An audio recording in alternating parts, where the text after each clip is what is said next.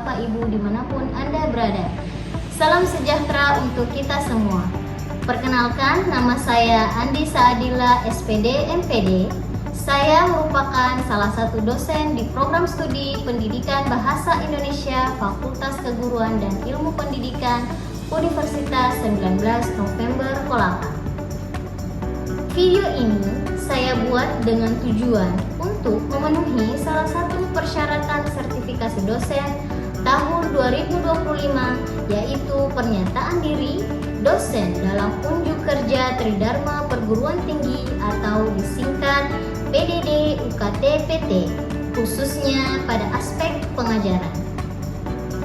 Baik, pada kesempatan kali ini saya akan menjelaskan mata kuliah yang saya ampu, yakni mata kuliah Bahasa Indonesia. Mata kuliah ini merupakan mata kuliah wajib universitas dengan bobot 2 SKS selama 1 semester.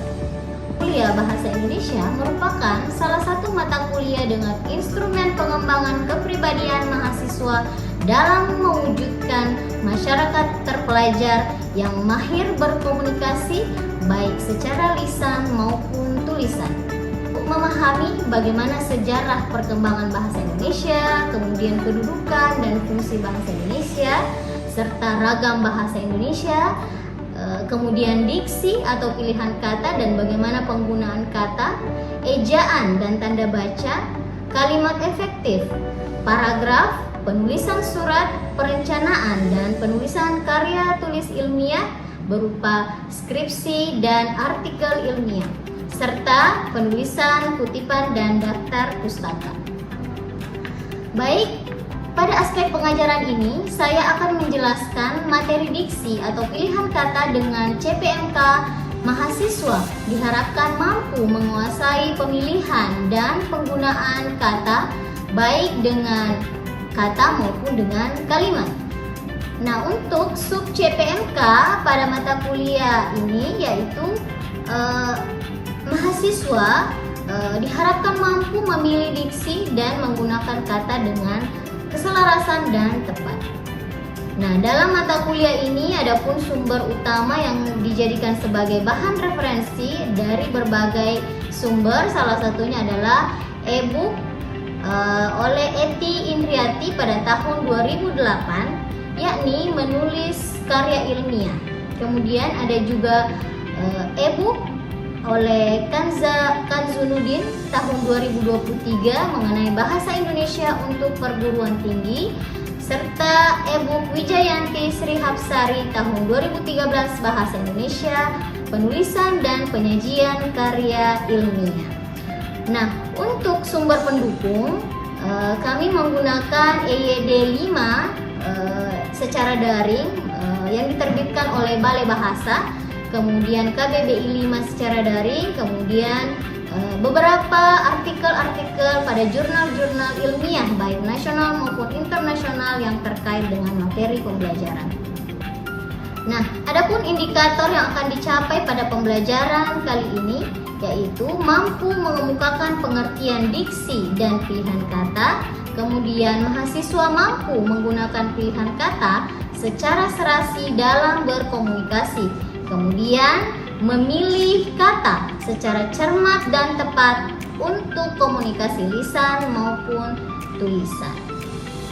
Dalam pembelajaran ini, adapun metode yang digunakan adalah menggunakan metode DIA atau Delivery, Interaction, and Assessment. Nah, dengan menggunakan metode pembelajaran aktif yang mengutamakan peran dan keaktifan mahasiswa dalam pembelajaran. Nah, selain itu terdapat penugasan dan kuis interaktif pada mata kuliah Bahasa Indonesia ini. Perkuliahan ini dilaksanakan selama 16 kali pertemuan dengan bentuk perkuliahan sinkronus, dilaksanakan secara tatap muka dan dilaksanakan pada ruang kelas maupun menggunakan tools web conference seperti Google Meet dan Zoom. Dan adapun bentuk perkuliahan asinkronus dilakukan melalui WhatsApp untuk mengkoordinasi bagaimana penugasan mandiri dan mahasiswa dapat difasilitasi untuk berdiskusi terkait mata kuliah ini.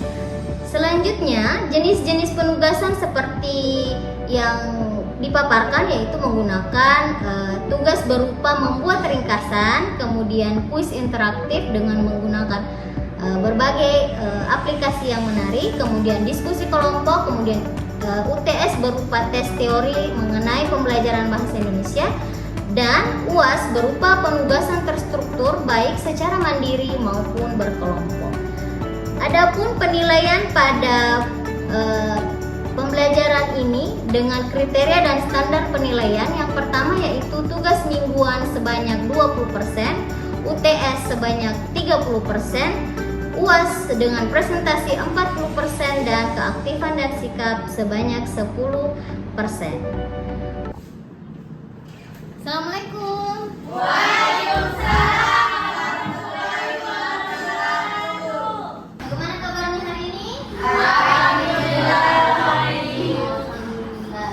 Jadi pada sore hari ini ya, jadi meskipun dari sepanjang hari sudah banyak mata kuliah yang dilalui ya, jadi harapannya untuk sore hari ini pertemuan kita yang kelima hari ini bisa membuat kalian semua semangat ya, meskipun sore-sore ya. Ya.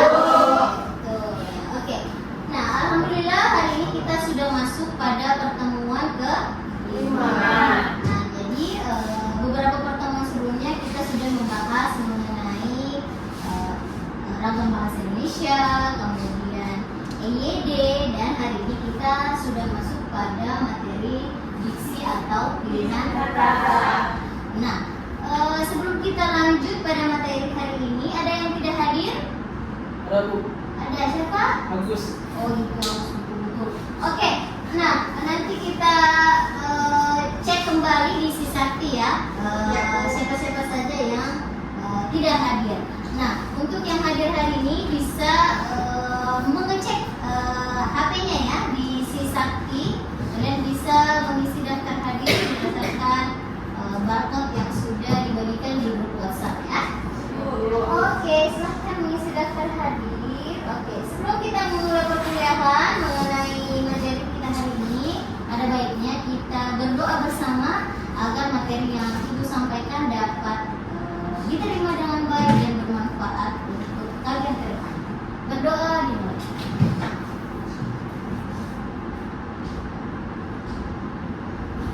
Oke, selesai. Iya. Nah, untuk pertemuan kita kali ini, seperti pembahasan kita di awal, saya akan membahas mengenai diksi atau pilihan kata. Nah, adapun CPMK atau capaian mata kuliah yang kita bahas itu adalah diharapkan kalian semua bisa mampu menguasai pemilihan dan penggunaan baik kata maupun kalimat. Nah, untuk sub CPMK-nya yaitu mampu memilih diksi dan menggunakan kata. Jadi selain bisa memilih, juga bisa digunakan atau diterapkan. Oke, kita lanjut. Nah, untuk indikator atau capaian yang akan kita pelajari pada hari ini atau pola pikir ini adalah yang pertama mampu mengungkapkan pengertian diksi dan pilihan kata. Kemudian yang kedua mampu menggunakan pilihan kata secara serasi dalam berkomunikasi, dan yang terakhir adalah memilih kata secara cermat dan tepat untuk berkomunikasi secara lisan maupun tulisan. Jadi ini harapannya ya, semoga setelah mata kuliah ini disampaikan kalian bisa mengetahui apa saja pilihan-pilihan kata yang tepat, bagaimana menggunakan keserasian pilihan kata, dan kemudian yang terakhir adalah bagaimana kalian bisa cermat dalam memilih sebuah kata. Oke, selanjutnya. Nah, pada slide ini, nah di sini ada pertanyaan, apa itu diksi? Oke, di antara kalian semua ada yang bisa menjelaskan apa itu diksi? Ya, coba Elis. Diksi itu merupakan pilihan kata yang digunakan dalam satu kalimat. Oke, betul sekali. Oke, silakan Ibu. Diksi itu adalah pilihan kata yang digunakan dalam berbicara maupun menulis untuk mengungkapkan gagasan. Oke, ada pendapat lain? Adit? Apa itu diksi? Ya seperti yang dikatakan teman-teman, latihan kata yang digunakan untuk berkomunikasi kita dalam bicara. Oke, tepat sekali. Jadi itu tadi beberapa pendapat dari Elvis, kemudian Anggun dan Aldin bahwa apa yang dimaksud dengan diksi adalah hasil dari upaya memilih kata tertentu untuk dipakai dalam berbahasa baik lisan maupun tulisan. Jadi tadi Elis berpendapat bahwa pilihan kata tuh yang bisa digunakan dalam tulisan. Kemudian Anggun tadi dalam bercakap-cakap atau berinteraksi baik lisan maupun tulisan. Begitu pula dengan pendapat dari Aldin. Nah ini ada menurut KBBI apa itu diksi ya? Jadi diksi menurut KBBI 5 adalah pilihan kata yang tepat dan selaras. Nah ini selaras dalam hal penggunaannya ya, jadi penerapannya.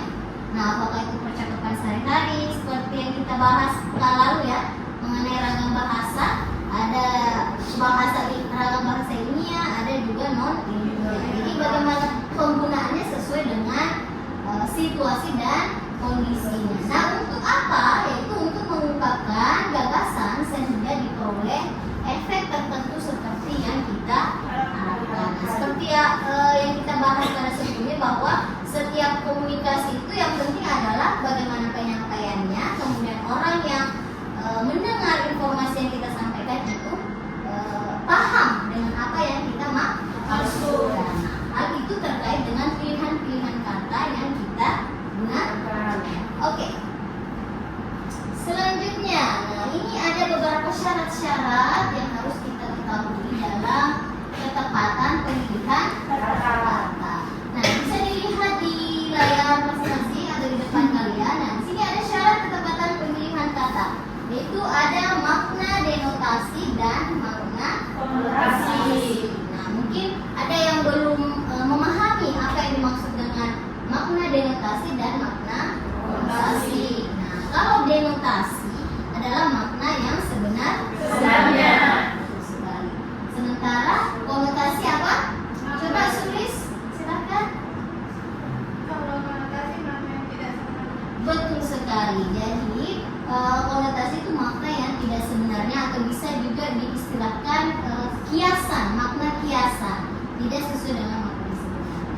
Nah, bisa dilihat di contoh pada layar yaitu ada kata gagasan dan buah pikiran.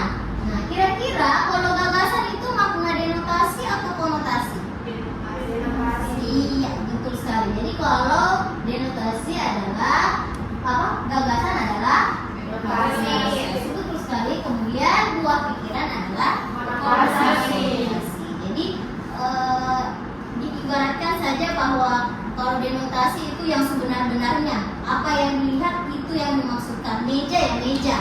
Nah, itu makna sebenarnya. Sementara kalau kiasan ya ada makna lain yang terselubung atau ada makna lain yang tersembunyi di balik kata yang diungkapkan. Oke, nah itu syarat pemilihan ketepatan kata yang pertama. Yang kedua bisa dilihat yaitu kata bersinonim. Nah bisa dilihat di layar. Nah semua makna ini yaitu mati, meninggal, wafat dan gugur itu sama maknanya, ya. Tapi penempatannya harus sesuai dengan penggunaannya. Nah, kalau mati kira-kira cocoknya dipasangkan dengan apa? Nah, misalnya hewan, misalnya apa? Tikus mati. Apa lagi? Jangan kucing, kasihan. Mati tikus nih, ya, tikus mati ya. Tikus mati, kemudian meninggal. Nah, biasanya meninggal atau wafat. Nah, di sini dijelaskan bahwa kalau meninggal dan wafat itu tadi sama maknanya tapi penempatannya berbeda. Nah, kalau meninggal itu digunakan secara umum, tapi kalau kata wafat itu digunakan dalam karya tulis ilmiah karena memang sifatnya lebih khusus daripada meninggal. Meninggal itu sama maksudnya, tapi digunakan secara umum. Nah, sementara kalau kata gugur itu tadi sama juga, sinonim, maknanya sama, tapi penempatannya berbeda. Nah, gugur itu yang apa biasanya?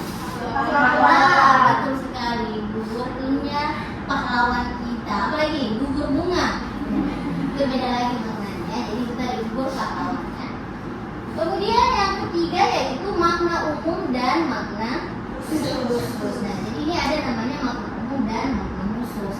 Nah, kalau saya katakan bahwa aroma itu makna umum atau khusus? Umum. Ya, gimana umum atau khusus? Khusus. Mungkin saya kasih kesempatan kedua. Umum atau khusus? Umum. Iya, betul sekali. Nah, jadi kalau aroma itu makna umum, tidak apa-apa. Itu namanya belajar ya. Jadi saya juga bisa jadi salah dalam proses pembelajaran kita ini. Nah, kalau aroma itu maknanya umum. Nah, sementara bau itu sudah spesifik, sudah khusus bahwa kalau bau ya baunya tidak enak begitu ya. Nah, kan biasa orang masih belum bisa membedakan antara kalau dia bilang baunya itu, nah dia masih menganggap itu kata umum. Karena kalau sudah baunya itu ya sudah sesuatu yang mengarah ke khusus atau negatif, ada yang bau atau ada yang menyengat dan sebagainya. Kalau aroma secara umum, sama juga dengan ikan. Ikan itu umum. Sementara kalau saya bilang lele, kalian sudah pasti tahu bahwa itu ikan. Tidak perlu saya jelaskan bagaimana bentuknya dan sebagainya. Nah, itu maksud dari makna umum dan makna khusus. Nah, itu dalam hal pemilihan katanya yang mana yang mau dipilih.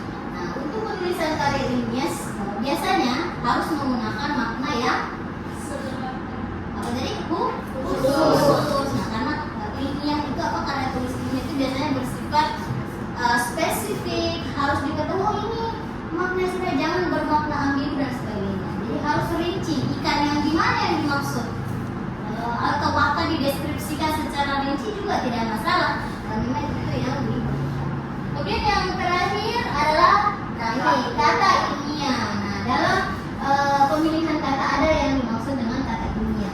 Nah, ketika saya mengatakan morfologi, bisa jadi orang biologi tahu apa itu morfologi, bahasa Indonesia juga tahu, tapi maknanya berbeda, kajiannya berbeda. Makanya dalam karya tulis ini harus dijelaskan. Oke, jadi tadi kita sudah masuk ke kata-kata diksi ya. Jadi ini di sini bisa dilihat ada penanggalan awalan ber. Nah, jadi yang tepat adalah pendapat saya berbeda dengan pendapatnya. Oke, selanjutnya kita masuk ke peleburan bunyi KTSP. Jadi supaya lebih mudah diingat, singkatannya adalah KTSP, yaitu yang berimbuhan meng dan peng. Nah, bisa dilihat di contoh pada layar. Semua warga negara harus mentaati peraturan yang berlaku. Kemudian semua warga negara harus menaati peraturan yang berlaku. Coba ada yang bisa angkat tangan yang benar, yang mana? Menaati. Oke, jadi menaati. Jadi bunyi T-nya itu harus jadi ada apapun yang KTSP awalannya ketika bertemu dengan meng dan peng itu harus melebur. Nah, bisa dilihat ada yang pengecualian. Nah, kaidah peruluhan bunyi KTSP tidak berlaku pada kata-kata yang dibentuk dengan hurufan konsonan rangkap. Jadi artinya huruf konsonannya beriringan, berdampingan. Ya, misalnya kata traktor. Jadi jangan dijadikan mentraktor, tapi tetap mentraktor. Karena dua gabungan konsonan. Kemudian proklamasi, kemudian memproklamasikan. Ya, begitu contohnya. Oke, selanjutnya kita lihat awalan ke yang keliru. Nah, ini juga biasa sekali, karena ini mungkin lama sekali di Jakarta. Atau ada Jaksel langsung ya. Nah, di sini. Atau gigi anak Jaksel. Oke, bisa Jatim. Oke, bisa dilihat awalan ke yang keliru. Nah, pengendara motor itu meninggal karena ketabrak oleh metro mini, atau pengendara motor itu meninggal karena tertabrak oleh metro mini. Kira-kira yang mana yang betul? Tertabrak. Nah, kalau ketabrak itu ya bahasa itu tadi, bahasa lisan yang tidak berlaku. Betul sekali. Oke. Nah, oke, sebelum kita lanjut, kita akan main game dulu ya. Tadi kita sudah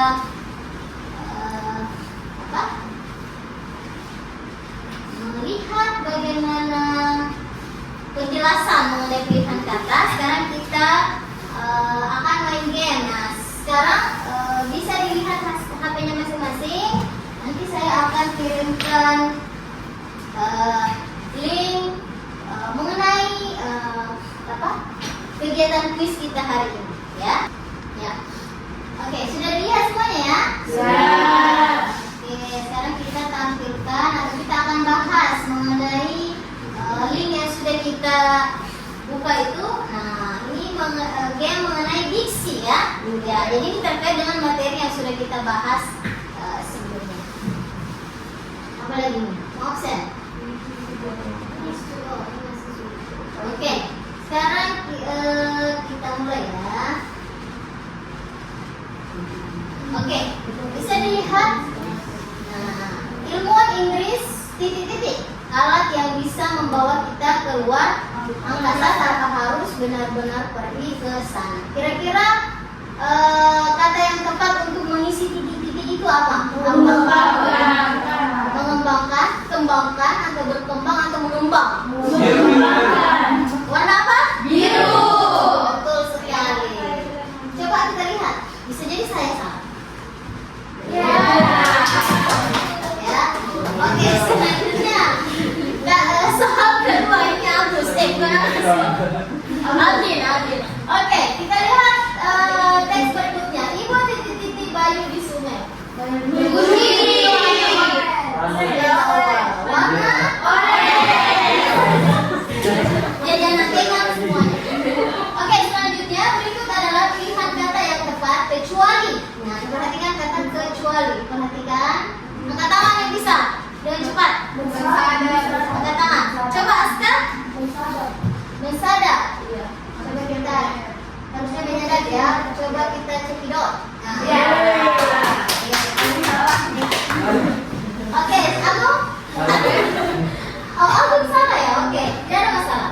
Oke, selanjutnya sampai titik-titik lagi teman-teman. Angkat tangan. Jangan angkat kaki, angkat tangan. Berjumpa. Oke, betul sekali. Siapa namanya? Kurnia ya? Karunia. Bukan Sulis ya, maaf. Oke, Karunia yang benar adalah berjumpa. Oke, betul. Selanjutnya, nah, copet itu tertangkap ketika hendak Mencopet. Nah, coba diperhatikan dulu. Menyopet atau mencopet? Yang merah saya deh.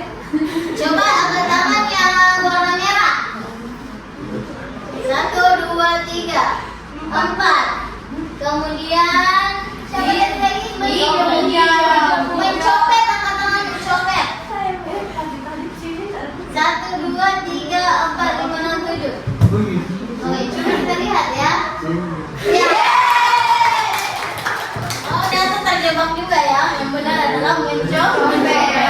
Oke, kita lanjut. Mahasiswa memiliki kewajiban untuk titik-titik ini tadi sudah. Kira-kira apa? Menaati. Merah, angkat tangan yang warna biru. Saya tetap sama yang merah. Paling suka orang merah ya, aku pakai baju merah. Yang merah angkat tangan, yang merah angkat tangan. Oke, coba kita cek. Mana hati ada? Orang sih, Bu. Iya. Menaati, menaati. Menaati. Jadi dia salah tentang korek. Ya, oke. Selanjutnya, kucing malang itu jauh dalam kucing malang itu jauh dalam jatuh maksudnya. Jatuh dalam kecelakaan. Hijau. Apakah kepental, terpental, berpental, mental? Terpental. Coba angkat tangan hijau. Oke. Salah sih, warna merah. Oke, lanjut yang ke soal ke-8. Latihan tersebut dilakukan dalam rangka titik-titik ketertinggalan pembelajaran akibat pandemi. Mengeliminasikan dan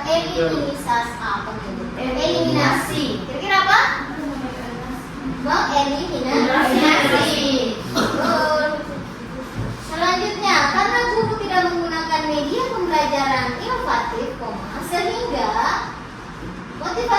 derajat siswa rendah. Benar atau salah? Salah. Coba kita lihat.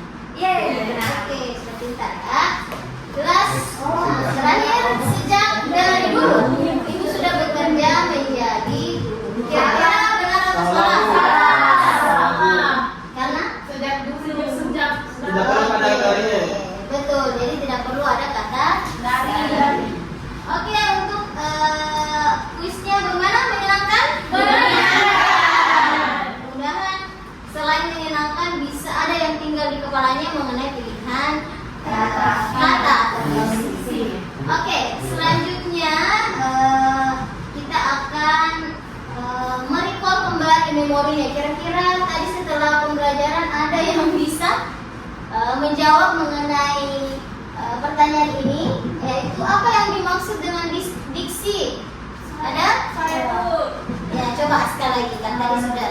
Diksi adalah pilihan kata yang tepat untuk tulisan yang tepat sesuai dan selaras, Bu. Oke, jadi sesuai dan selaras. Seperti yang sudah kita pelajari tadi, ada kesesuaian dan ada keselarasan serta ketepatan penggunaan kata. Kemudian tadi apa saja syarat-syarat pemilihan diksi, kemudian kapan kata dapat dikatakan tepat dapat digunakan, itu bisa nanti dikerjakan di rumahnya masing-masing. Nanti insya Allah pekan depan kita akan menanyai ke kalian masing-masing ya, bertanya kira-kira masih ingat tidak memori atau materi yang sudah kita bahas. Nah, untuk lebih materi yang kita sampaikan ini untuk lebih dapat diterima atau dipahami dengan baik, nah nanti bisa mencari beberapa paragraf pada karya tulis ilmiah. Kalian bisa berkunjung ke perpustakaan kah, atau bisa langsung dilihat saja di HP-nya ya, banyak sekali skripsi atau sumber-sumber tulisan yang bisa kalian lihat. Kemudian kalian kira-kira sesuaikan apakah diksinya sudah sesuai dengan yang kita pelajari hari ini atau ada yang keliru. Nanti bisa kita diskusikan pada pertemuan selanjutnya. Nah, untuk pertemuan pekan depan kita sudah membahas diksi atau kata. Nah, kita akan membahas pekan depan mengenai kalimat efektif. Jadi beruntun ya, mulai dari ejaan, kata, kemudian kalimat dan paragraf. Setelah itu kita akan UTS. Jadi kalau seperti biasa kalau UTS itu tesnya secara tertulis ya. Nanti kalau UAS ya kita lihat nanti ke depannya. Oke, mungkin untuk hari ini saya cukupkan materi yang kita bahas. Mudah-mudahan apa yang kita sampaikan hari ini dapat bermanfaat, kemudian ilmunya bisa meresap ya. Ya, mudah-mudahan seperti itu. Dengan ucapan alhamdulillahirobbilalamin, wabillahi taufiq wassalam. Wassalamualaikum warahmatullahi wabarakatuh.